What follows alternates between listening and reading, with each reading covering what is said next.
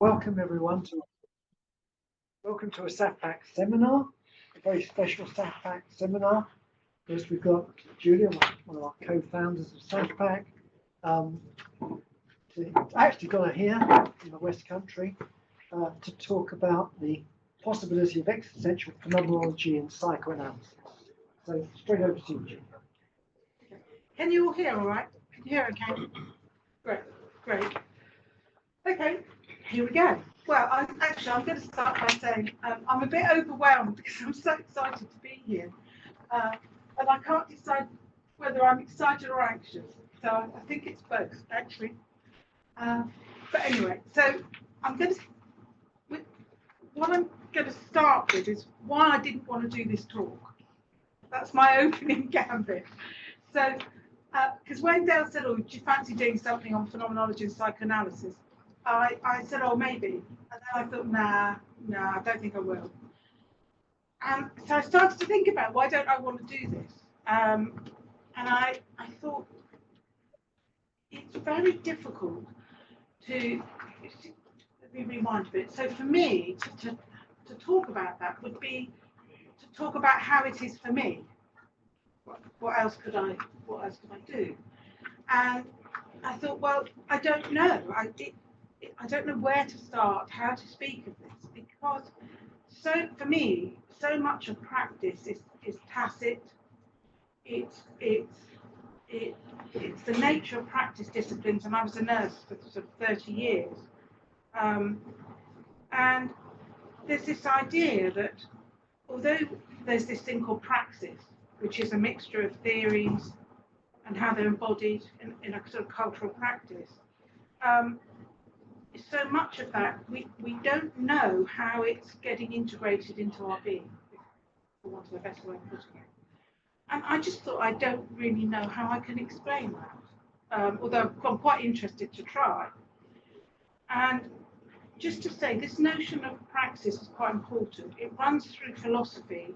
It's threaded all throughout philosophy: Plato, Aristotle, Kierkegaard, Marx, Arendt, somebody called Freire, who I've always been very interested in, Paulo Freire, who was a Brazilian educator, and also Lacan. And one thread that seems to run throughout this notion of praxis is that it's action-oriented, and the idea that we have to be involved in some way in what we practice. And thinking more existentially, we have to be involved in our being, in what we do. And that involvement also has to allow for reflection and also critical awareness. Those few things, all these people are talking about those things in a practice. So I would consider my practice to be concerned with what's become a part of my being. And it's unknown to me, really, except in elusive, elegant, contemporaneous, and non-intentional ways, emerging as new ways of knowing through being in relationships. If I were to consider this title tomorrow or next week, it would be different. Anyway, my consideration of this title is to start from the phenomenological.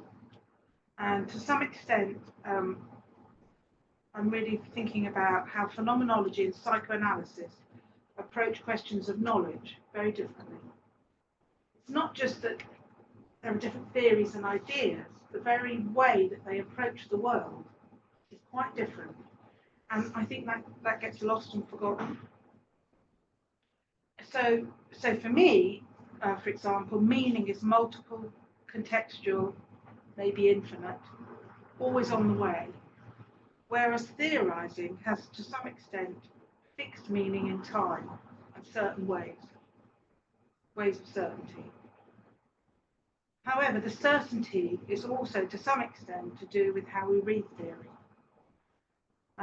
So many of the problems are to do with the way that we come at theory, and I think by the end of this, by the denouement, if you like, I'll be arguing that Freud, Lacan, even Boss all succumb to the same thing, that we there's something about what we do with theory, but I don't want to say what that is yet.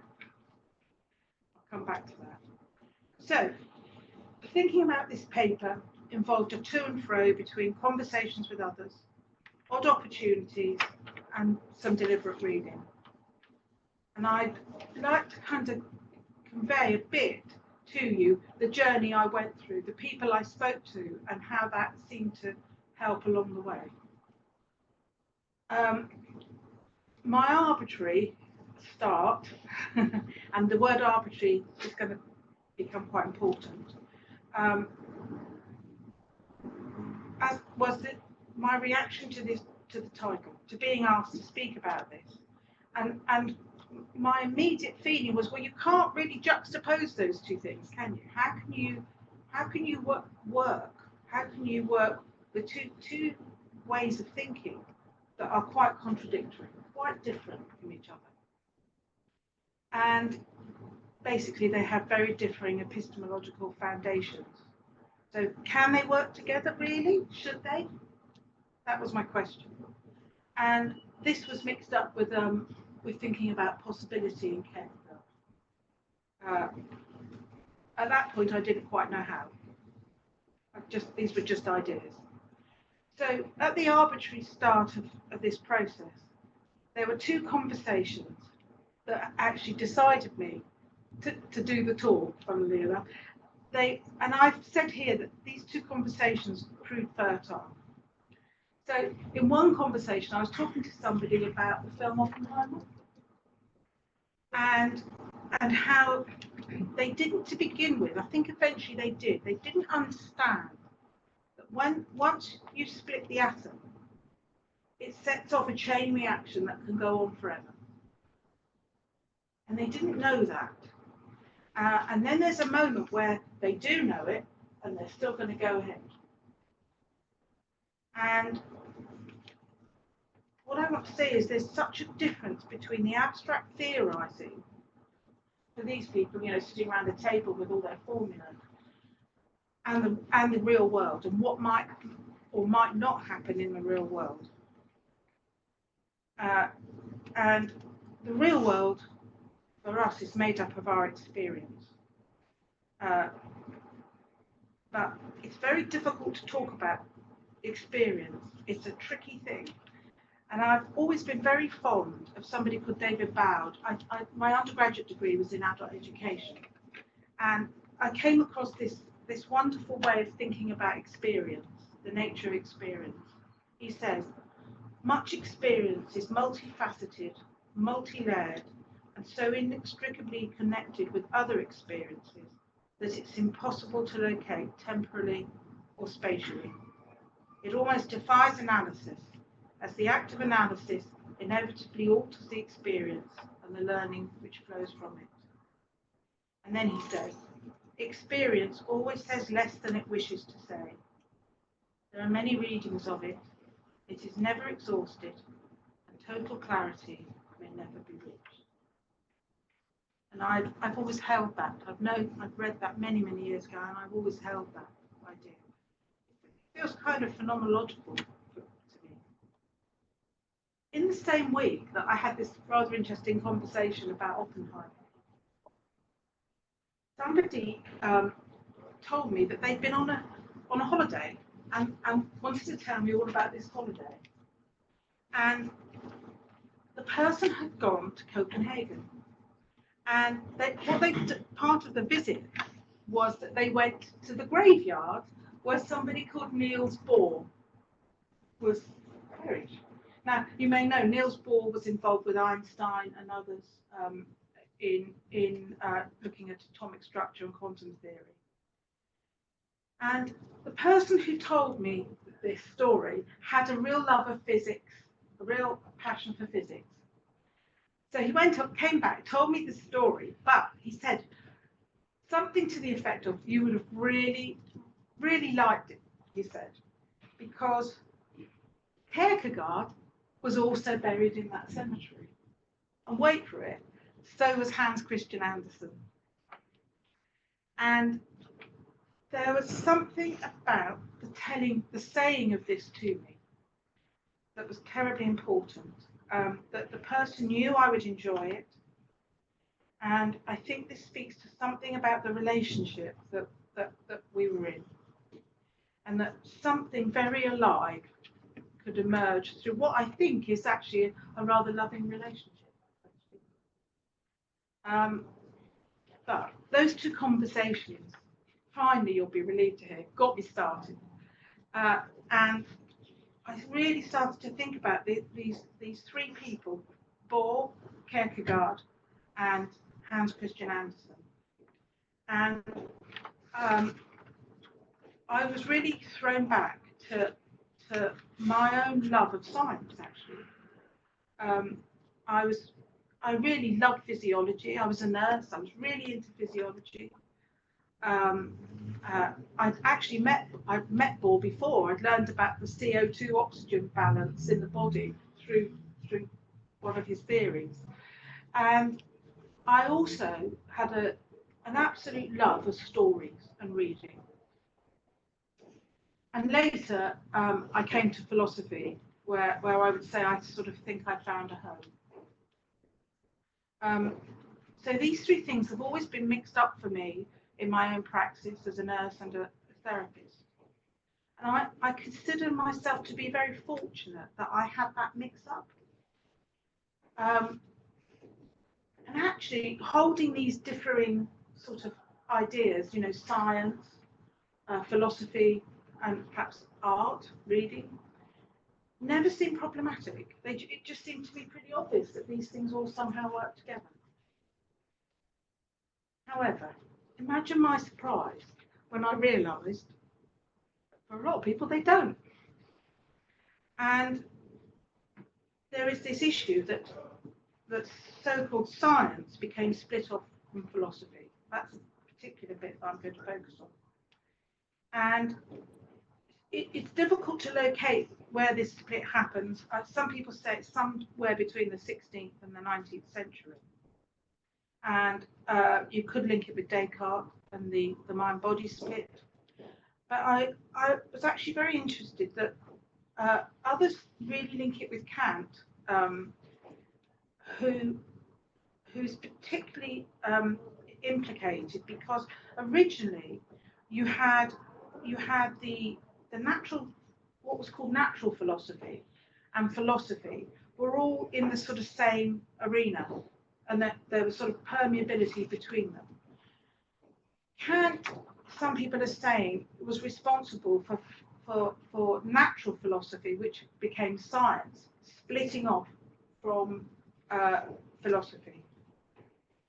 And I think it's important also just to throw in that Husserl is quite influenced by both these thinkers, actually, both Descartes and Kant. So we've ended up with philosophy, phenomenology, not seen as scientific when considered from the perspective of what is now the dominant discourse, the scientific method. The phenomenological approach, with a concern with inquiry about our lived experience, does not confuse meaning with reality. And from the perspective, for example, of Merleau-Ponty, perception is a lens through which we view the world. And for Merleau-Ponty, the lens is not just something like the lens in our eye. There is a play on the actual lens in the eye, as well as it being a metaphor. It's not just that we see the world through it. The very act of seeing creates the world for us. So it's a creative act. It's not just we're seeing what's out there. So meaning is really not to do with reality. It's really important to understand that, to remember that. And because of that, for Kierkegaard, meaning is laden with possibility. Meaning is possible. It opens up all sorts of possibility. I'll come back to possibility in a minute. And so I just want to say that such an approach, i.e. phenomenological, is in comparison to logical positivism, where theory can so easily be taken as real. You know, the idea of studying the atom as though it's there, it's real. And there's this argument that psychoanalysis, with its theorising, we can all forget that it's not that psychoanalysis forgets that it's not real. That's the way to say it. Whereas I would argue that phenomenology doesn't take things like meaning as real in any case. So I just stop there for a minute. I feel like I'm galloping a bit. Yeah. So, any thoughts? Maybe we just have a couple of thoughts or questions. Yeah. Why bother? Why bother? Are you bothered? Yeah, I'm bothered about it. I mean, why bother that psychoanalysis, or whatever you call it, phenomenology, existentialism? Why bother with it about it being a science? Why do you want to involve it? I'm not quite sure what you were saying sticky buildings separate. Yeah. But are you saying that really they are in some way a science? What? Psychoanalysis? Phenomenology? I'm so uncomfortable with trying to do it. Yeah. I'm just wondering, is that something just looking for something that other people hold in high esteem as legitimization? Is it the kind of just what's it called? I'm arguing the opposite. Science, I'm saying, right. Thanks. Right. No, I'm saying phenomenology is not a science. Right. And in a sense, what I'm saying is that primacy is given to logical positivism, to theorising. Right. And that there's a huge problem when you think theory is reality. Whereas phenomenology understands that our work with experience and meaning isn't necessarily reality. What does that mean? I'm not sure yet. Okay. What do you think? Well, I just thought,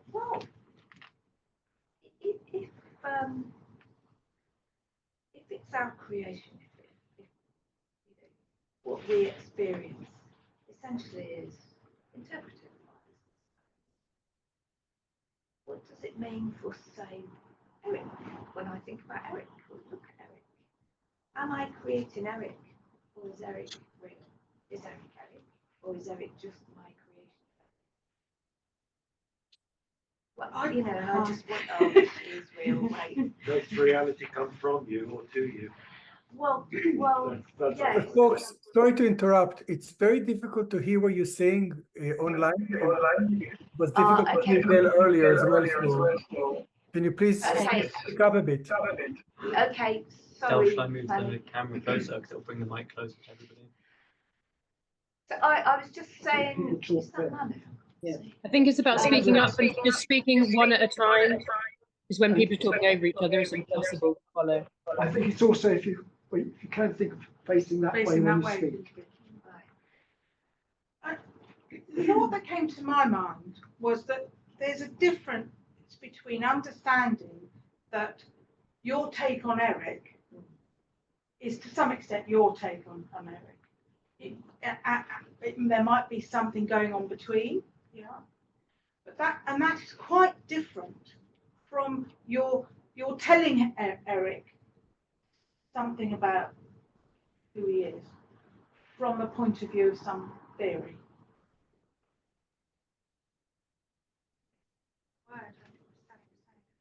Word real is problematic, and that's often what phenomenology gets caught up in. What do these words mean? Because our experience feels real to us, even though we say our reality is constructed. We still feel pain, and that feels very real to us. Emotional pain, physical, so-called physical pain. We can't really necessarily separate them, but they're very real experience to people, to us. And so, where are you? You create relationships, you create a world of meaning, but you also feel it so deeply in your experience that's why the word real kind of matters, isn't it? It's real to you. It's real to you. Yeah, you experience this, and therefore we feel my experience has some truth value. so what we're saying is that it's quite different to say what you experience is real to you than to say a theory is real. Yeah, it's a general truth that applies to everyone. I think it's important as well to say that theory, for a lot of people who, I think the majority of people, they don't just think of abstract scientific theories, they think of like that, oh, we all agree that chair is a chair, and that that's real. Whereas I think what you were saying is that there is a way to come at this more phenomenologically about how we might experience chair and chairness and how that relates to. I would say though, I think that I'm actually in a way not just talking about the theories that are laid down, i.e. psychoanalytic theories. Actually, although that's what I'm mainly talking about is psychoanalytic theory. But actually, I'm also inferring that our own pet theories about the world are just as problematic. Not least because we often don't know them. We don't recognise them. We don't recognise that we're holding a sort of pet theory, and that's quite problematic too. Would you then call them beliefs, or would you call them theories? Would you stick with theory rather than belief? Or impressions. I'm just trying to think if those words are different. When I was a nurse, I remember a teacher who always used to come in the room and talk about norms, mores, and values. And I guess our pet theories are made up of all of those things and beliefs, aren't they? But the difficulty is we then take our own experience as real, rather than it's real to us or true. It's interesting that I was going to say, it's interesting that you use quantum physics, because quantum mechanics, like Schrödinger's cat, would say it's both real and not real simultaneously. And that information is never lost, but just reconstituted. That actually, you know, when you dream, are you a quantum machine with all possibilities? But when you wake, do you apply a perception upon the information? There's something about it's there and it's not there simultaneously. It can be in two positions at once, which I think's. Yes, I think Heidegger has a lot to say about that, doesn't he? He there's a word he uses. Is it aporia? Somebody know? Yeah, where something both exists and doesn't exist at the same time. Don't quite know. Can't quite take that any further a minute. Shall I press on? Maybe. Okay. So in Kierkegaard's thinking, this idea of a perception, well, not so much perception, but the meaning we give to the world and our experiences might be considered to have more possibility than prescribed theories that have been laid down. And he also said that empirical knowledge, and by empirical knowledge, I think he's talking about what's come to be known as science. And this is particularly from the book, The Concluding Unscientific Postscript, which is just absolutely brilliant. I've been reading it for ages and ages. And Kierkegaard says, look, such empirical knowledge is only ever an approximation. You can never say it's absolutely so. And so I've been engaged with an idea in Kierkegaard for years that I've never really quite been able to follow through. And the idea is that all knowing is in relation to the knower. Now, you know, when you get something, it's in your head and you can't get rid of it. I've been thinking about this idea for a long time. What is this about? What does this mean? So I decided to have a go at it. And really, all knowing is in relation to the knower. So the best that scientific knowledge, which is an abstraction, can be is an approximation. It doesn't. It's not really going to tell a truth. I think, and I would just pause here. I don't know. Do you know the Kern brothers? and the wonderful film Fargo. Some of you might know, I might have told this story before. The Coen brothers were being interviewed quite a few years ago. I just love this story, and the interviewer said to them, "So this story about Fargo. So on the credits it says this is a true story," and the brothers both go, "Yeah, yeah, yeah." And the interviewer goes, really, that's a true story? And they go, no. Oh, the interviewer said, "So it's not a true story?" And they go, "Oh, yeah, it is." And this little to and fro goes back and forwards. And it well, why am I suddenly telling this story? What can I say?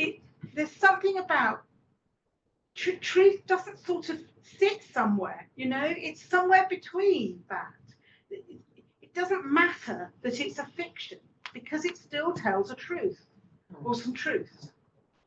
And life's a funny thing, you know. At the same week I saw that interview, I heard a radio program where I think it was an artist was speaking, and the only bit I remember of it was that he said, not to worry about lies, they're a way to the truth. And they still tell a truth of some sort. No, I find that fascinating. That's maybe a bit like the aporia. Something is and it isn't. Not sure. Well, even in Oppenheimer, I think right at the end of the movie, I think he says something along the lines of maybe we did start a chain reaction. Not the one they thought they had started, not the physical one, but that they had started a chain reaction. So it was there and it wasn't there. They could never, they didn't seem to know quite what they were setting. Yeah. I agree. Okay, so I'm going to go back to this question of approximation and so-called scientific knowledge as opposed to our experience and the meaning we ascribe to experience. As always, only ever being an approximation. And Kierkegaard says there are several reasons for this. So there are three things. I just want to read them so I don't lose my way. So the first is that human knowers are in the process of becoming. The knower and the known are changing. So conformity of thought is unattainable. I just think this is so important. Can you say it again? Yeah.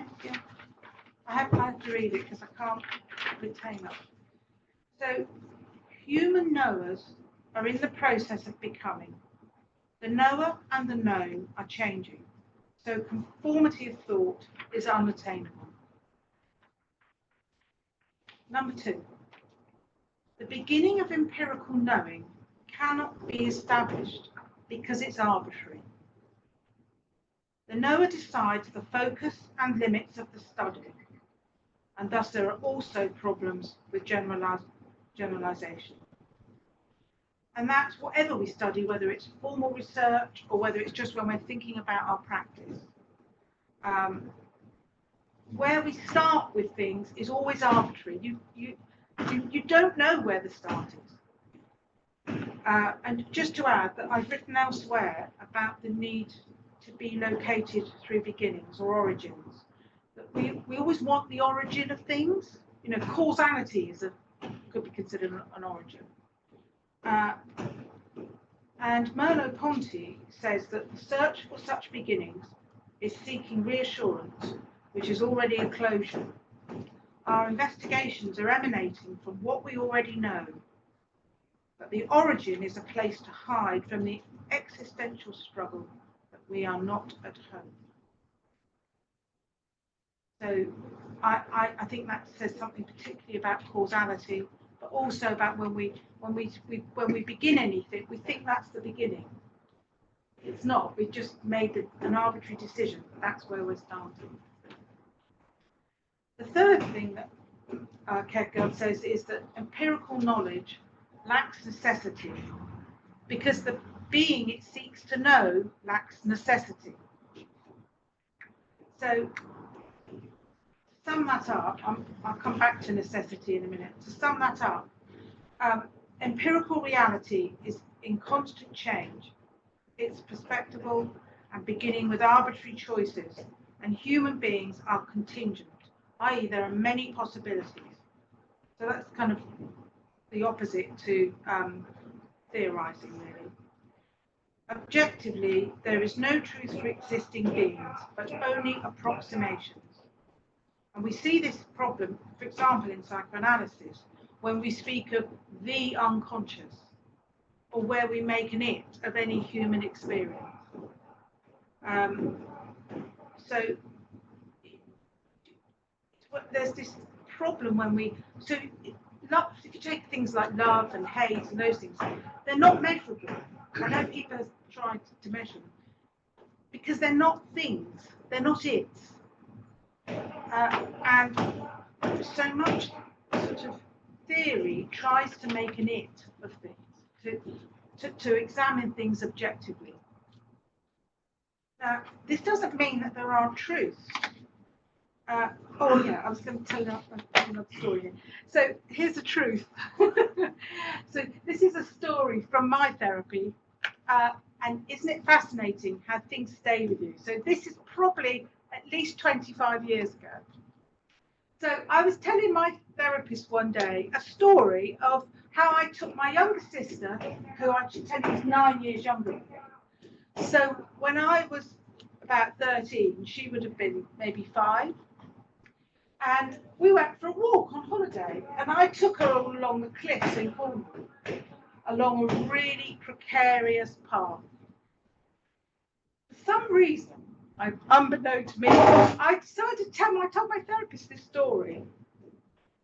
He turned to me and he said, well, 1 down, 2 to go. I had two brothers as well. Now, this was the most marvellous moment because there were 2 things. He didn't say anything else. That was it. He didn't say anything else. But I knew in that moment so much I understood in that moment. It had not occurred to me that I was trying to murder my sister. I've told her the story. She also remembers it. And it said so much. Yeah, just about. What's so beautiful about it is that it was funny. You understand? It was funny. It was in the moment, of the moment. You couldn't say that to a client. Well, there's a chance you might, but you know, it wouldn't be the same. It was temporal, contemporaneous. It was just one of those unrepeatable moments. But it meant a great deal for me, and I haven't forgotten it, and it really helped me to think about how I might treat not only my siblings, but people who might relate to me like siblings, you know, younger people. And there was never any explanation to follow it. That was enough. There was a truth in that.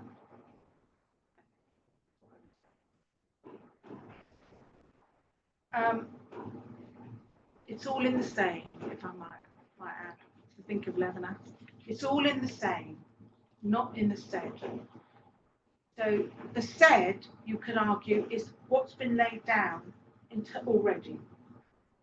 Theories about how we are, who we are, that's already been said. It's probably been said to someone else somewhere. But the saying, it's all in the saying. It's when the person says it to you. It's not just what they're saying to you, it's who they are in saying it to you, and how they say it to you as well.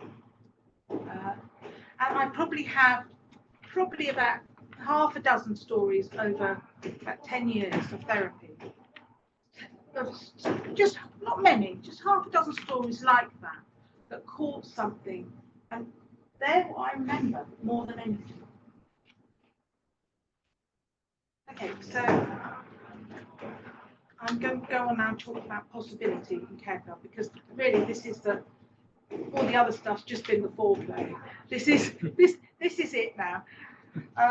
So what emerged for me from all of this is this question of possibility, and it's a word that Kierkegaard uses again and again. And if I said the word possibility to you, it's obvious, isn't it? You think it's obvious what it means. But actually, what does Kierkegaard mean by it? So for Kierkegaard, possibility is concerned with how things come into being. How things come to be. The change from being to not being to being. I think a consideration of this is really important for our practice as psychotherapists in terms of how knowing something comes into our being in our work through our experience in a relationship, as opposed to something that we say that we've read or we've heard from somewhere else. I would link these two different ways of approaching the world with our relationship with despair. So how we come at our practice, if you like, will say something about our relationship with despair. So for Kierkegaard, both ways have the possibility to slide into despair, depending on the balance between possibility, how things come into being, and necessity, what is. So for Kierkegaard, possibility is, I suppose existentially, you could think of it as essence. It's how we come to be, as opposed to necessity, which is perhaps existence. You know, we're thrown into the world with as we are. So necessity is what's already there. And he says that there's something about how we relate to these two things that puts us in despair. So we can become caught up in endless possibilities, in imagination, fantasies, lose touch with ourselves, plunging into the infinite, he says. Alternatively, we can be caught up in losing ourselves in what others tell us. And he says, tricked out of itself by the others. Both are despair. One is possibility, too much possibility, and one is too much necessity. In the first, there is an inability to submit to the necessities of one's life. For example, our limitations. Perhaps we might say that we can't be subject to. We want to be free of anything.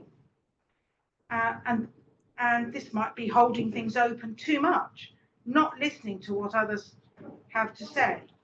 And actually, you could argue that that might be a problem within the phenomenological approach. We might hold things open too much. I only thought that as I was writing. It hadn't occurred to me before. In the second, that's necessity, one forgets oneself, becoming lost in necessity. We become a copy. You know, we're concerned with what is, with things and contingencies. And Kierkegaard says this is the determinist. Hence, too much adherence to psychoanalytic theory could here be taken as a form of despair. That you know, the need to cling to these others' ideas too much is a form of despair. On the other hand, say again. On the other hand, what we can want to be too free and not be subject to, and that's also despair. There's a tension between these positions as a relation, not a position to be taken up. And whilst Kierkegaard talks about a synthesis between these two positions, it's not the synthesis as Hegel meant, which is a kind of unity and incorporation, the thesis, antithesis. For Kierkegaard, there needs to be a continual to and fro, a tension in contradiction and paradox. And as Winnicott once said, it really, yeah. Do you want to say more? Well, just this whole idea of incorporation that happens to that Hegelian dialectic, isn't it? Yeah? Yes. Something can't be good and different. Yeah? If it's good, then we incorporate it. That's so different to what you said with regards to that to and fro with regard to, yeah, it doesn't necessarily mean colonization. No, for Kierkegaard, synthesis is different, and there's this tension. You can't take up a position in one or the other. You're sort of caught in this tension between the two. And really, this is to do with contradiction and paradox, being able to live with that. And Winnicott says somewhere that paradox is not to be solved. There's no solution. It's to be born. It's to be tolerated. I've always thought that was quite important. There is thus a chance for possibility here, where something new might break through, come into being. This all speaks to the importance of the relationship with self, the world, and others. So, I now want to say something about another story, another experience that I had. And this is one that some of you will have heard before, but I'm still trying to work some of this out, so I'm going to tell it again. So this is a story about an osteopath I was seeing, who I've been seeing him for quite a while because I had quite a problem with my hip. Anyway, we got on really well. We liked each other, I think, I would say. And I went to see him one day, and he was quite worried about, I think his daughter was about 9 or 10, something like that. He was very worried about her. And he asked if I would mind if he told me about her. But I said, no, that's fine. And he said he was thinking he ought to get a psychologist to see her. So the story was that she was frightened to go upstairs in the house. But I'm really frightened, absolutely paralysed. She could not go upstairs on her own. To cut a long story short, I said to him, she doesn't need to see a psychologist. It's quite okay. It's quite understandable. All you have to do is go upstairs with her. Think of this in terms of therapy. All you've got to do is go upstairs with her. Whenever she asks, whatever the circumstances. So he said to me, well, basically you're saying I've got to drop what I'm doing and just go. I said, yeah, absolutely. And when you do, don't say anything. So he said, oh, well, perhaps I should explain. I said, no. Explanation will kill it. Don't explain it. And in any case, I doubt if she understands it, why she did this is so. I doubt you don't understand it. I don't understand it. I don't know what this is about. That's all you need to do. But one thing, if you can't take it on, I can't tell you how long you'll need to do it. It might be forever. Don't start doing it if you can't keep it up until it concludes. This is really, really important. If you can't see it through, don't start it, because it'll be worse. Do you see? Because it will destroy hope. And anyway, he said, right, okay, I'll do it. And he did. And I'm not much into happy endings, but in actual fact, I think it took a while. It probably took a month or so, and he dropped me a line to say that everything was absolutely fine. So, why am I telling you? Well, I've always been a bit surprised at my own absolute certainty that I knew what to do. It's like, how did I know that? I didn't know that I knew that. Where did it come from? I truly don't know. But I was absolutely clear and certain. But I was also quite clear and certain what I didn't know. And what I didn't know was why the child was frightened of that. I could come up with all sorts of theories, but I didn't think they were necessary, frankly. It needed a gesture. It needed going back to praxis. It needed an action. It needed something to be done. And no explanation is necessary, really. Julia, can I just say that maybe this also says something about the knower? You mentioned earlier, that I'm just trying to remember the quote, knower and known are changing. Can you hear? Yeah. And in that story, it's not about that the knower is changing, but we don't even know who we are necessarily. in a sense that you were not sure where this was coming from. And I think it's so important to, you know, allow those possibilities as well, rather than relying on, well, I don't know, I'm not sure whether, you know, what to do. So let's rely on the known, let's say, on theoretical knowledge, but keep the option open to allow for something that just emerges, even though if we don't know. I think that this is something about possibility, Hilla, in that I knew what I knew did not pre-exist. It didn't already exist.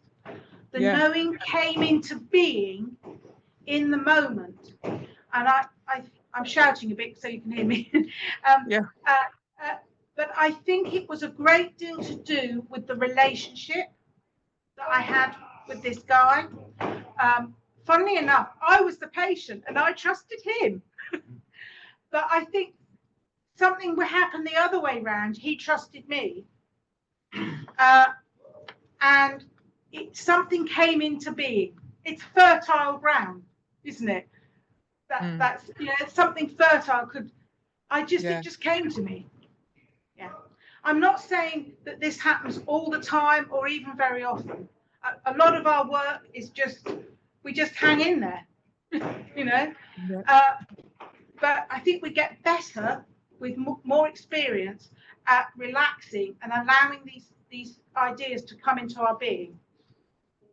It's difficult, isn't it? Because you know, I hear things that therapists say, and I think, bloody hell, where's that come from? And they don't feel, well, they use your argument to be able to just say whatever comes to mind. Yeah. I spend a lot of time. I'm quite a kind of creative person, so I do have a lot of thoughts going on all the time, and I do hold back a lot. I have to say, I don't think it's not anything goes. It really isn't anything goes, and I can't tell you the difference, but I hold back a lot. Quite frankly, I think there are some things that one finds oneself saying. You just find it; it's just there, and I think that I tend to trust because it's come from my being, or it's come from the relationship. I just wanted to say just two things. The first thing is intuition a better word than knowing there? Because intuition is kind of like you're saying, it's coming from a place of feeling, a place of kind of context with the other, as opposed to, I think, knowing implies a sort of information that you were very clear on. But you do seem clear is the second thing I wanted to say. You seem very clear. And I'm wondering, is there space, even when you said it, maybe you can't remember, but was there space for you to feel maybe I was wrong? No. Maybe he'll bring her upstairs and it'll reinforce that something terrible is up there and dad has to protect me or something. No, this is why this story fascinates me. I don't know if you heard that. No, I knew. Right. I feel quite worried. Yeah. that you knew so well. Just because I don't have that sense of certainty. I don't. Listen, I keep telling this bloody story because you know, because I can't quite believe it myself. But I'd be lying. I was absolutely clear. Yeah. Now, can I just check, what do you think is the difference between certainty and knowing? Because it sounds to me like you are saying that they are the same thing, and what I hear from your story is that you are certain about something, but you what I'm also hearing you saying is that means you knew that was to be, but actually I would argue you had no idea. It was a good guess. What were the two things that you were comparing? No uncertainty. Well, I don't know. I was just absolutely clear. Well, but you see, I think. Can I just say? I think the thing here is there are different kinds of knowing. Okay, there are different kinds of knowing. So what I didn't know some abstract theory that would apply to why a child is frightened to go upstairs at night. It's not that kind of knowing. It's the knowing that comes in the moment, in the relationship, It's you can't. It's that Lang quote that we were talking about just now. It's unrepeatable, inexplicable, unexplainable. It's just there. Do you not feel like it could have been an Oppenheimer moment of a chain reaction set off that you couldn't have predicted, and something might have happened for this little girl? That Do you mean good or? Either way. Either way. Again, it's kind of why maybe intuition seems. I don't know. Intuition seems more appropriate. Like you're saying, knowing is such a complicated layered sort of. I think you're doing something earlier, because the knowing part might be something more about the conviction, isn't it? Yeah. Right. The conviction, Yeah. as opposed to the truth. Yeah. Which I think is different. And I think what the knowing and certainty. I mean, I don't think you can be certain about things. You can't be said to be certain about something if you don't know it. If it's not true, shall I say? But it's not a truth that exists. I understand that you're saying it's not about a truth that it exists. It's about your feeling. That's what needs to be said and needs to be done. I feel like you're talking about trust in a way, trusting in your own experience, or even trusting in the unknown in a way. Or having faith. Kierkegaard would mention having faith, I think. Yeah, I think so. If I have to say to you, if the guy had said to me, you know, what a crock of shit that is, you know, and had argued with me, I would have paused. But I think I would have said to him, well, it's up to you, but that's what I do. Do you know one funny thing? I put together the story you told about you and your sister, with him, with his daughter. Yeah. Go on. I can't Can you say, hear? Can you hear? This sorry, is really interesting. No, we can't hear what you're saying. I find myself putting together the story about the osteopath going upstairs with his daughter, and Julia's story about going on the cliff near the cliffs with her sister. And you mean she always wants to take young little girls into dangerous places where they're scared? And she's really certain about it. Like I don't think I know what any of it means. I just find myself putting. It's interesting, together. Isn't it? Yeah. Well, maybe something will come. Maybe something more will come through. Is there? Wait. Is there not something in this? I'm thinking in terms of psychoanalysis beyond. I'm thinking in terms of the transformation to K from O. So there's something in what you're talking about of phenomenologically being with the being of the patient or the client and assisting with a kind of interpretation, ushering it toward K, ushering it toward what is verbalized, languaged, and thereby known, what was before pre-reflectively and pre-linguistically felt. And that's sort of what you mean by certainty that hasn't yet to be knowledged. Just curious if anyone's encountered beyond and thought about it in these terms. It's a bit. That's a bit new to me. I'm a bit slow. It takes me time to digest these things. I'm not quite sure. Does somebody else? Other stuff, but I don't think I know anything about it really. But the idea of ushering it towards knowledge, towards K, is towards something that's in language and that can be articulated. But I don't think that's what you were up to, Julia. I think you were doing something else. I thought you weren't trying to take it towards language at all. No. That's what I understood. No. Maybe one of the differences is because he wasn't a client. Mm-hmm. Do you see? It was a parent, and if you like, the client was the child. Mm-hmm. Maybe that's an issue in it. I'm not sure.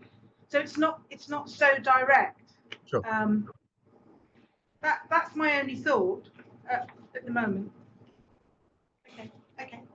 So I just want to say something about Donald Sean. This goes back to my stuff about being a teacher, and I was a nurse teacher for many years, and I was very interested in Donald Sean's work on praxis and practice.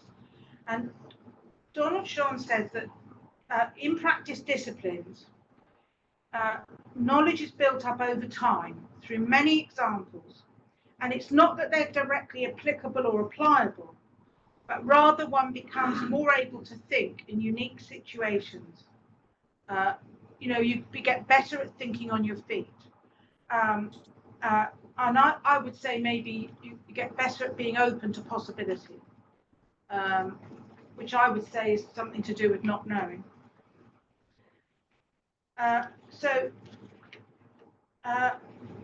Oh yeah, I just wanted to say with regard to possibility, in another conversation, I was talking to somebody about possibility. I've been talking about loads and loads of people while I've been writing them. And the person that I was speaking to said to me, you know, do you think the opposite of possibility is impossibility? You know, to be stuck on the same note all the time. I thought that was a really helpful way to kind of say something about the opposite of possibility. So one could say that theory, here psychoanalytic theories, as abstractions, could be like this, more about the impossible than the possible. Staying stuck on the one note keeps death at bay. Now death starts to come through. You know, it keeps us safe to be stuck on the one note, keeps death at bay, a bit like the obsessional. If you've read your Freud. What I want to do now is to move on to Boss, because Boss offers us a comparison between psychoanalysis and Dasein analysis, and he says much of what Kierkegaard says about possibility, for example. But why he's useful is that he sets out very clearly the difference between psychoanalysis and Dasein analysis. And I found it very helpful to read what he had to say about the nature of psychoanalytic theory. I'm not telling you psychoanalytic theories, but the nature of the theories. He says that in psychoanalytic theory is based in an epistemology in the natural sciences, with the basic assumptions that there is an external real world. Real can only be what can be measured, calculated, and established with certainty. Connections between objects are predictable, and the relations in the chain of cause and effect is always unbroken. All that is real fits into 3 dimensions: space, temporal order, and the movement of the sun and the other stars. Remember that bit because it's really important. This idea about how things move in time and space in a predictable way. I'd like to just add something else here. I just recently came across something to do with causality that hadn't occurred to me before. And we're back to this guy, Niels Bohr. He's credited with pointing out that we cannot measure cause because it isn't there. It's not a thing. So, you know, all this thing about being caught up in causality and what's the cause of things. We can't measure cause. I just thought that was, again, really important. We forget we can't measure causality. And anyway, I just liked it because it was Bohr. Not a Bohr. But anyway, the logical, rational, scientific approach leads to a theoretical framework in psychoanalysis that goes something like this. I've never quite grasped psychoanalysis like this. I found it really helpful. What Boss says is that psychoanalysis goes along the following lines. Mental phenomena are products of an object, psyche, that picture extraneous objects within itself, and this functions like a reflex. The system runs on energy, libido, from body organ excitations, manifestations having the character of wishes and also stimuli from the external world. These stimuli are transmitted to the psychic apparatus as energy. External and internal stimuli are transformed while being cathected with libido, producing perceptions by the psyche of the external world, such as ideas, memories, traces, and then unconscious, preconscious, and conscious strivings. This process is causal. The aim of the above process is motor discharge in order for maintenance without excitation, i.e. Accumulation of unpleasure. We want to get rid of unpleasure. There are then 2 kinds of thinking: correct, external objective reality, or secondary process thinking, and incorrect or irrational thinking, which is to do with unconscious processes or primary process thinking. And Boss says that this leads to the primacy of right or rational thinking, and as such, it leads to the avoidance of things like contradictions and an emphasis on logic and what he called homogeneous units of measurement, which is that A equals that plus that kind of thinking. Everything has to balance out. He further argues that the basis of psychoanalysis fails to begin from a position of understanding the nature and essence of the person and in relationship with others. As long as we do not understand man's essential nature as being of a meaning, disclosing, elucidating character, we remain unable even to understand how someone is able to perceive a fellow man as a fellow man, let alone how he could enter into so-called interpersonal relationships. That's Boss. One could get caught up with all kinds of theories, such that we miss the obvious. For me, this can mean that theory can become an approximation of our relationship with the other person. In other words, the knowing replaces, or the theory or the knowledge replaces the relationship with the other. And you could add that theories start from that arbitrary place in any case, which is illusory. So further, Boss, from the point of view of Dasein analysis, gives the example of a different view of dreams. So he looks at Freud's theory on dreams, and he comes to the conclusion that dreams are not the royal road to the unconscious. They are the royal road to the core of our existence. And for 3 seconds, I thought, wow, brilliant. That's existential. And then I got that sinking feeling. Remember that I said to you, remember about the stars and the sun and all of that? Isn't Boss doing just the same thing? And this is what existentialists do, that I think is different from phenomenology. So for Boss, it's the core of our being. Well, there's a lot of arguments that there's no such thing, but it's also getting caught up in this idea of a centre, the sun and the stars and all of that. And I very quickly felt gutted and disappointed, because for a moment I thought, oh, this is great. So some would take issue with the idea of a core.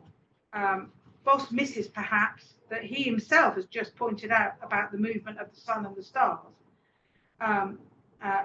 Further, one could say that such a notion is more about the necessary than possibility.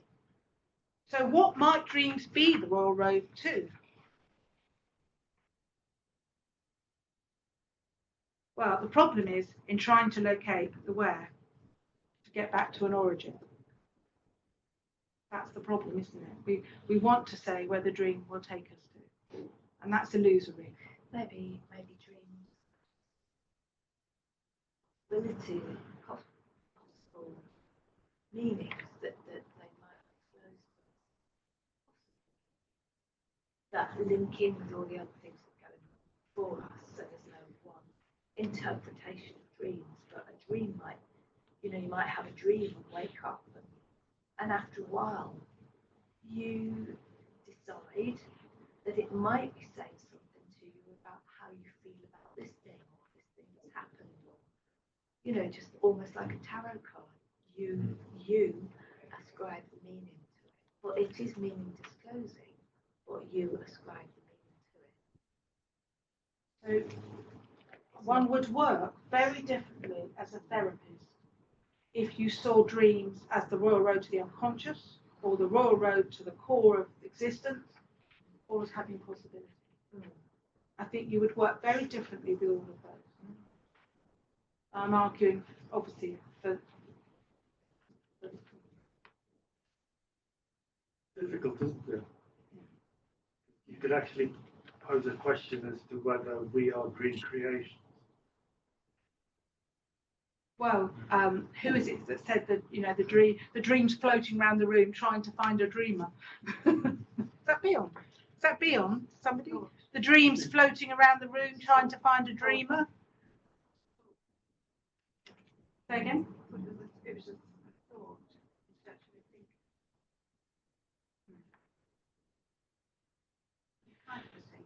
thinking. So But it is the client's dream.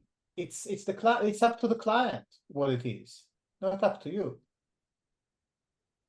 Can't quite catch what He says it's up to the client, not up to you. Well, I would say it's up to both of you. It's a relationship, and not often, but sometimes I will just tell a client what the dream said to me, and I think on occasion it's been very important. Like what my therapist said to me, you know. Exactly. Yeah. I think sometimes there are differences, such as there are therapists who get really pushy and tell clients what their dreams mean. But I think what you're talking about is something quite different, the way that something might be spoken about and might come out. Yeah. I mean, you would start. I'm not saying you wouldn't start with the client and where their associations and what they make of it, but there are two people in the room. Yeah, otherwise it's just a sort of narcissistic thing, isn't it, for the client? It's not necessarily, Del. Not necessarily. Well, because if it's just going to be the client's in charge, yeah, then you're not going to get so often, isn't it, that the therapist is something really ordinary in a way in our culture, but the client's just, or the patient's not something. Oh, yeah, wow. It's quite ordinary. It's nothing. But it's in that relationship. Something else emerges from the client. It can be quite tricky, isn't it? Because it all depends on which client and you and when and all the rest of it. And when do you be quiet and let them get on with it, or when do you say something and what exactly do you say? How much do you say? Do you say the one sentence that your therapist says, or do you end up having to say more? It's different. It's temporal, contemporaneous, individual, personal. It's in the it all depends. That's why you can't. Nobody can teach you how to be a psychotherapist. What we do here. I'm not being taught. Is there something else, Julia? You said like there's two people in the room, and speaking of the relationship, and I think also in terms of temporality of how long you've been seeing the client, and from the start it can feel very much like it's two separate people. As you go along much further down the line with all the shared context and history and stuff in the room, that it legitimizes collaborative thinking a lot more. It can be, but there are moments, I've had moments in a first session where I've just made quite an analytic interpretation straight out. I'm trying to think, I can't think of one, the context well enough to tell you, but yeah, so yes and no, Sorry, I'm going to be saying that a lot, yes and no. It is and it isn't. Yeah, it reminds me, I think it was Medard Boss, or was it Heidegger, somebody said that even if you were to look at a man from very far away, it would be a mistake to think that you're not caught up with him, you're not entangled, or like you're somehow merged in a sense, even from a very long distance. So I guess that's like that first session can have that element too. Well, I mean, there is that idea that we're not in the world. We are the world. We're all in it together. I'm not quite sure. Sorry, I'm sorry you can't hear, can you? I'm just saying, there's that thing that we're not in the world. In terms of, I'm thinking of Heidegger, we are the world. We're all in it together somehow. But I'm not sure quite what that means. I'm going to zoom on because I want to talk a bit about Lacan, and then I want to arrive at Derrida if I can, and back to Kierkegaard. So I better get a bit of a shift on here. So look, basically where I then end up is trying to think about, well, I am interested in psychoanalysis. I'm not throwing the baby out of the bathwater, but some things interest me more than others. Some papers I can play with, think about, and others I can't. And I'm going to just jump ahead a little bit and just say, when I was writing this, I suddenly realised that there are times when I'm reading psychoanalysis where I get a real block. I just can't get it. I get it, but I don't get it. I just don't, I'm sitting there going, I don't get this, I don't believe this. And I've always thought it's just my resistance to psychoanalysis. But it suddenly occurred to me, it's that there are some theories that are laid down in a way that you can't play with them. There's no play between you and what you're reading, and I can't play with them in my imagination. And I think it's often that playing with ideas that for me is really creative. It's almost like the theory shuts me out. And in a minute, I want to come back to that with Derrida, that he finally comes up with perhaps what might be the reason for that. But I'd never really understood what that block for me was until I got to here. So I'm going to quickly move on to Lacan and talk about Lacan's view of psychoanalysis. Seems like it might be a bit different. He does claim it's not scientific, biological. He's influenced by phenomenology and ideas about meaning, and he says the linguistic chain, this links perhaps what you were saying, is to do with associations, not causal links. And the other important thing about Lacan is he really questions this idea of a core or a centre. He's all about the decentering of the subject, and the things like words speak us. We're always where we're not, or we're not where we are, or something like that. And the change. Yeah, I am where I do not think. So the main ideas about the move into language are Lacan's reference to Freud's thinking about the thought-dar game and the mirror stage, which I'm just going to try and say a bit more briefly than I was. So the thought-dar game in Freud was the child who has a wooden reel on a bit of string, throws it out and pulls it back. And as he does it, the child says, thought-dar, gone there. As he pulls it back, he says, there.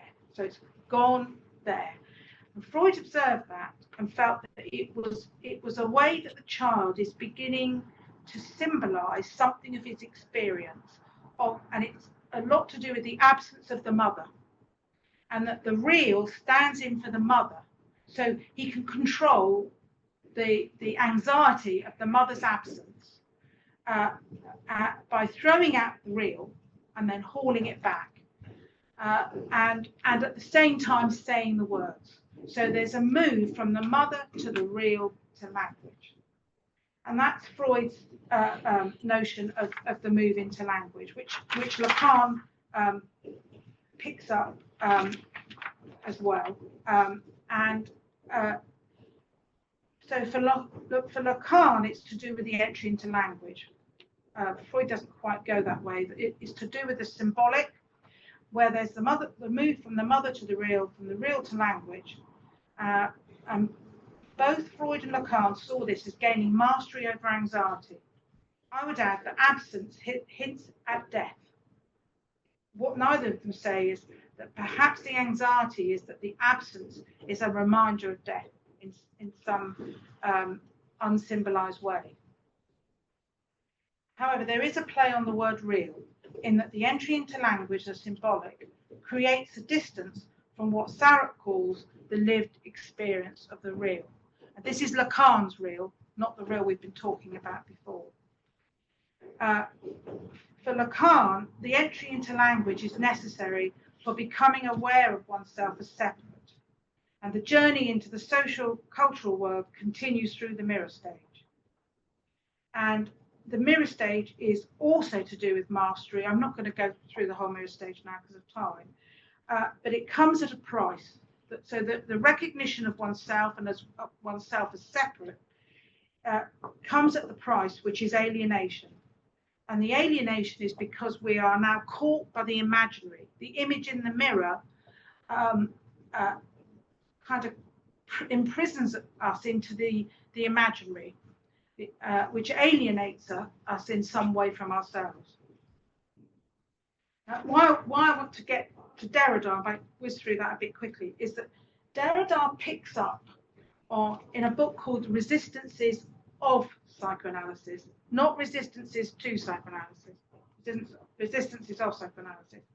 Derrida picks that up and draws particularly on the work on dreams and on Lacan's mirror stage to deconstruct psychoanalysis.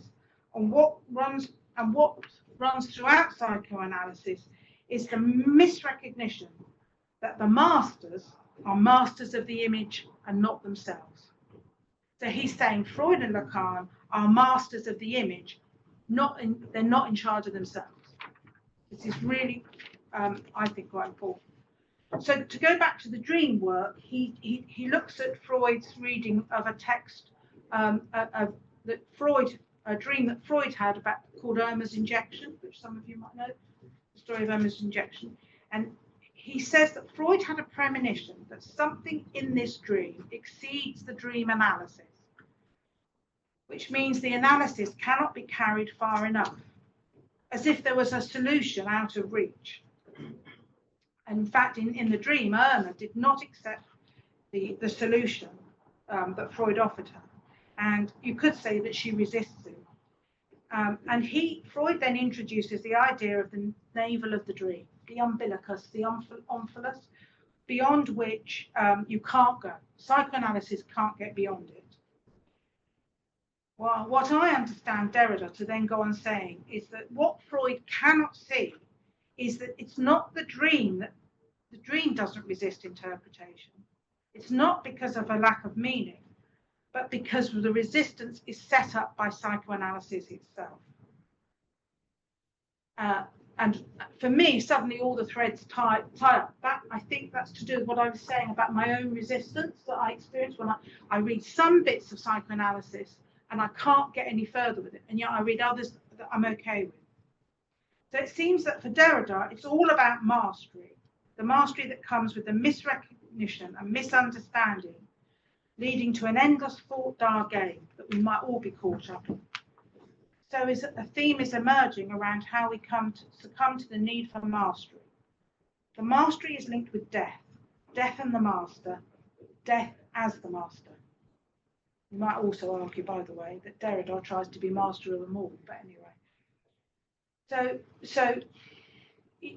there's this idea that when we come to something uncertain, contradictory, those kinds of words, we try to get mastery by knowing. And Derrida's saying that's what Freud and Lacan as well get caught up in. To come back to possibility, I think that Kierkegaard is saying something about how possibility can be too much for us. Allowing things to come into being rather than forcing them onto the other puts us in touch with unknowns, what we don't know about the other, what we don't know about ourselves. To be open to possibility is quite a fearful place. We don't know what might emerge. And then there is the ultimate unknowable, death. Mastery keeps us away from the gaps, the breaks, the unknown, and death.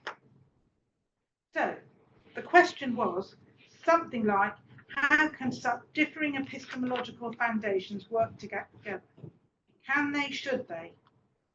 One thought is that I have found this thing about integration in the sense of integrative models problematic, in that this can tend to mean an incorporation or a synthesis, whereas Kierkegaard's meaning of synthesis is more to do with tolerating the tensions between, such as conflicting epistemologies. It's the very differences, epistemological or relational, that create the tensions and the fertile ground for possibility.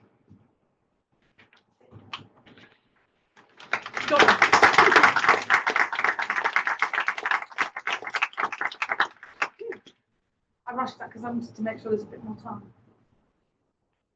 Thank you, Julia. Any thoughts, comments, questions? It seems that we are all the time caught up in the kind of dialectical move. I heard the last bit. it seems that we are all the time caught up in the kind of dialectical move. We sort of always go back to some kind of mastery, and and it's kind of, can we get out of this thesis and thesis synthesis? Here it seems that the state of knowing, which is not scientific, is a kind of a sort of Aufhebung, a sort of merging of the rational and the intuitive. So I just wonder if there is another way to approach it, or the more dispersive way, where things just emerge, not dialectically. Kierkegaard. Yeah. Are you saying that? So, for example, what Kierkegaard is saying about the tensions between possibility and necessity, are you saying that's a dialectic? It's still, yeah, it is dialectics. Yeah. I think Kierkegaard also calls it that. Well, I think it depends on how you approach it. You see, I think I'm not clear, but I don't know that Kierkegaard is saying that we approach it in a dialectic way. I think what he's saying, we have to bear it, really, in the hope that something will emerge. So to me, a dialectic is you're trying to do something deliberate, but it's more like Hegel, really, where Kierkegaard is saying, no, that's not the way. You have to suffer. You have to suffer the tension between these differing views, different things. Even the differing views between psychoanalysis and phenomenology might prove fertile. But doesn't that link with sort of just staying, say, 2 years with a client, with a patient, not knowing what to say, and seeing what, feeling hopeless, not knowing? Yeah. Isn't that part of it? Not trying to incorporate it with some theory that it's all sorts of things. It's that sort of agonising kind of. I'm coming to an end with somebody at the moment, and it's been years, and suddenly the work's become such a joy, but it's been years of a real struggle, and I've been very worried at times. But there are other things. I was reminded of a couple I saw ages ago who had been married for 5 or 6 years, but they were both in the military, but different bits of the military. So they'd been off in different parts of the world for 6 years, and they came to see me because they were arguing and all sorts of things going on. And I listened to all of this, and I looked at them and I said, well, it's not surprising, is it really? You've never lived together before. And it was just suddenly very ordinary. They'd never lived together before. They'd never worked out who does the washing, who does the garden, who mows the lawn, who cooks, who cleans, whether they wanted children or not. They'd never worked any of that out because they'd never actually lived together. All they did was meet up every few months for a good weekend of sex. Not knocking it, but do you see? So we have to be careful, because my rule of thumb is that there are some things that we deal with that are just, the person in front of us is just very ordinary, but they're a bit odd. But it's nothing, it's just, they just need, it's ordinary. Then there are people you meet where you hear their issues are kind of more cultural. There are things that are going on that are cultural, and it's really important that we don't pathologise the cultural or the individual quirks. So I would say with this couple, there was a lot of cultural stuff going on about how different families manage life, and they just hadn't occurred to them that they had to work that out. And then there might be what could be called the pathological, and that we have to work differently. I mean, it's just a rule of thumb, but we work rather differently with these things. That's I was going to say, Julia, that's kind of how I heard your story about the young girl. I didn't hear it as you knew what to do with her. I heard it as don't shut down the possibility by sending her to a psychologist. It was less of I know where to go with this, and more of don't take her there, because that's not going to be good for her in some ways. So less of knowing what was next and more of knowing maybe don't go there. It won't be good. I've got to be honest, Trish, I'm sticking to my story. What you're saying is true. I was very worried that she would get psychologized. But I think what I said to them was in the realm of the ordinary. It was an ordinary thing to say and an ordinary thing to do. And sometimes you'd call it therapy because it's a therapist saying it to a client. And sometimes you'd just be saying it to a friend. But you maybe wouldn't say everything to a friend that you would say to a client. And you maybe wouldn't say some things you say to a friend to a client. You know, it's a mix. Do your couple not also in some way embody some of your talk today, in that they are two theories in a way? You know, they're two theories and there's something about suffering it out, and maybe something fertile arrives from that. Is that not relationships in a way, that sometimes we are different theories and we suffer something, and in time something fertile may arrive? I think relationship is everything. But I'm not into relational therapy because I don't want to define what a relationship should be. It will find its own way. But I think it's everything. And I really think that when love can come into the relationship in the therapy room, for me, there's something about love and fertility and love and, you know, the whole thing, love and sex and all of it, when it can come into the room, then things become even more fertile. So I don't know if that's what you're saying. Can I just try and say something? I mean, first of all, thank you very much. And thank you for the presentation. There are lots of really hard to look there and talk to you. There are lots of really interesting things in it. I wanted to take up with Kant in a way. I mean, like the whole thing. What did you say? Something about thinking on your feet and all that stuff, which of course I absolutely agree with. I think it's about improvisation at one level, but you can only improvise after you've done lots of practice. But what I wanted to take up though is the whole thing about psychoanalysis and phenomenology. I think you're very much with Freud, I think.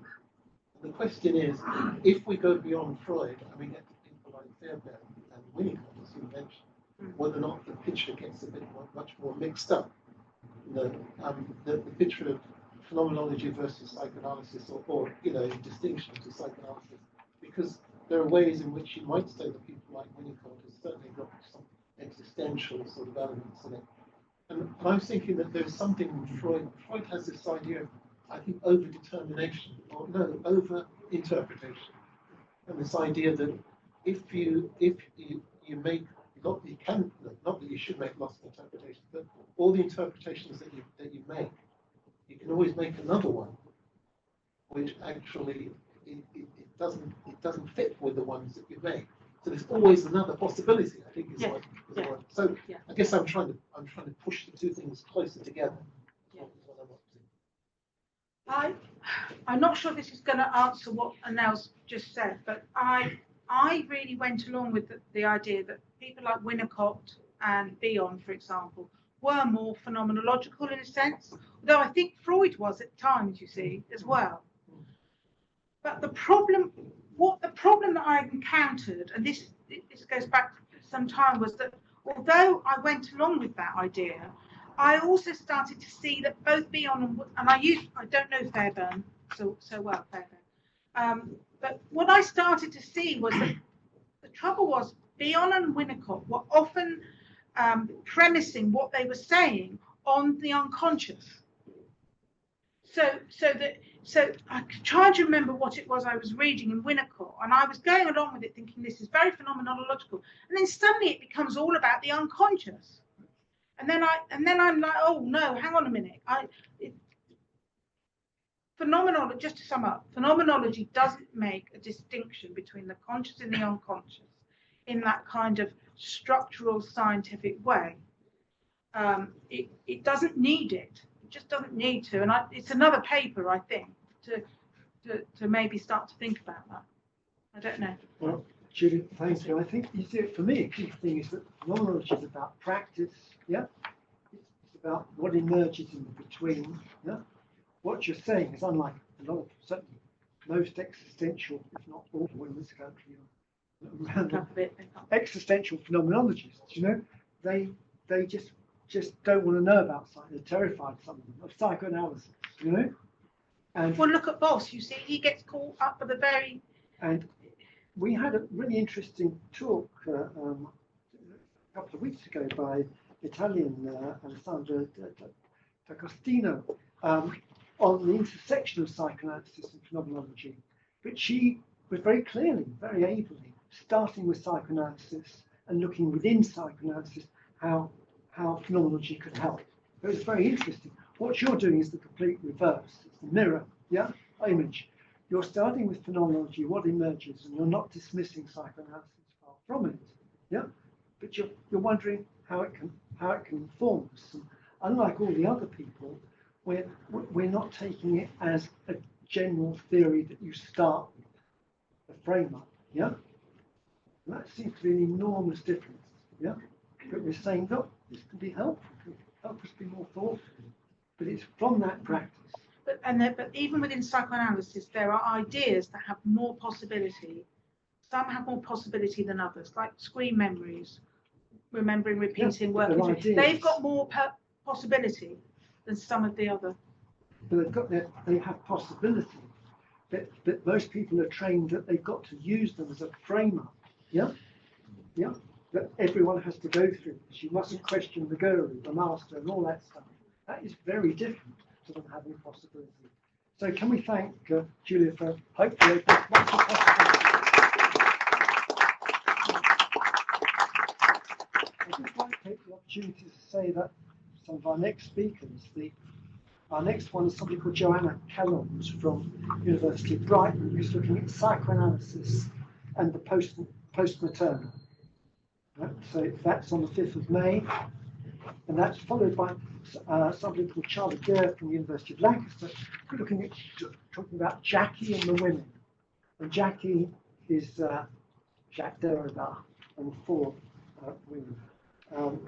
And in June, we've got Anushka Groves, who's a psychoanalyst, who's worked with us previously as a journalist. I think she was once in a rock band.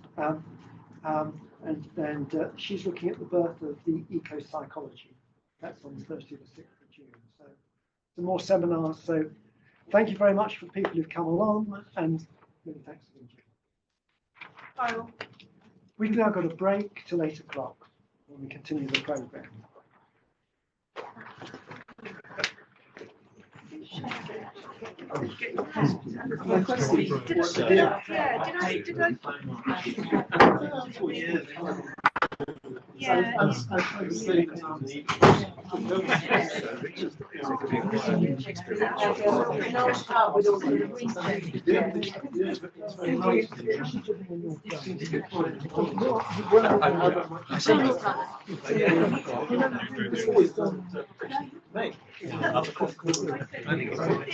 Well, I had to make a selection, and I decided I wanted to go to